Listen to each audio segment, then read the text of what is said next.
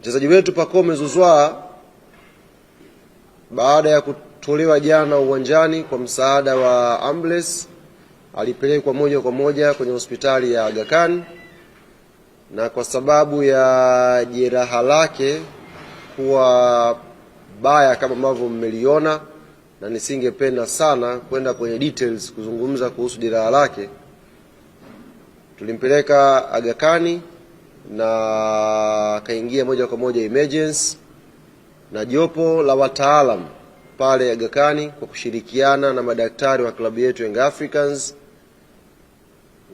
wakakubaliana baada ya kushauriana kwamba jeraha lile halitakiwi kucheleweshwa kupatiwa matibabu.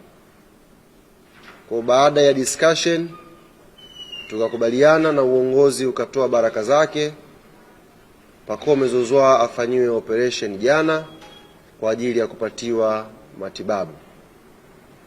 Tunamshukuru Mwenyezi Mungu, majira ya saa 8 usiku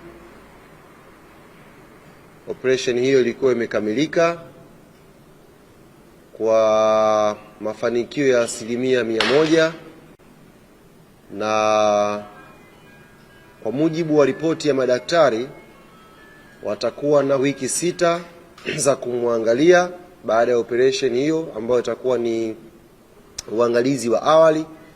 Alafu baada ya hapo tutakuja kuwapa taarifa sasa Pacome Zouzoua anaweza kuwa nje ya uwanja kwa kipindi gani. Narudia, sitapenda sana kuzama kwenye details ya jeraha lenyewe kwa sababu kila mmoja ameona. Na jana najua wanayanga wengi jana tulikuwa na hizo mixed feelings.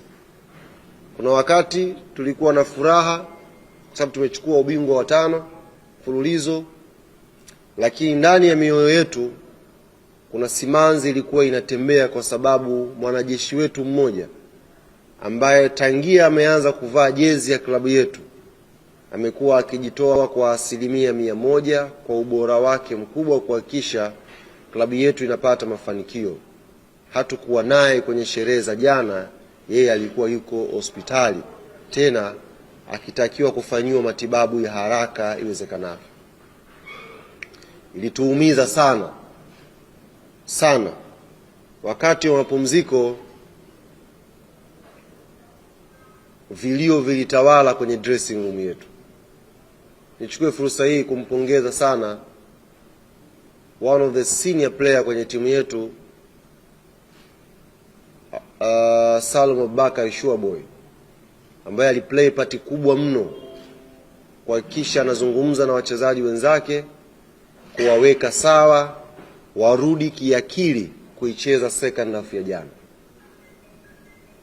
Experience yake ilitusaidia kwenye dressing room, lakini hali haikuwa nzuri.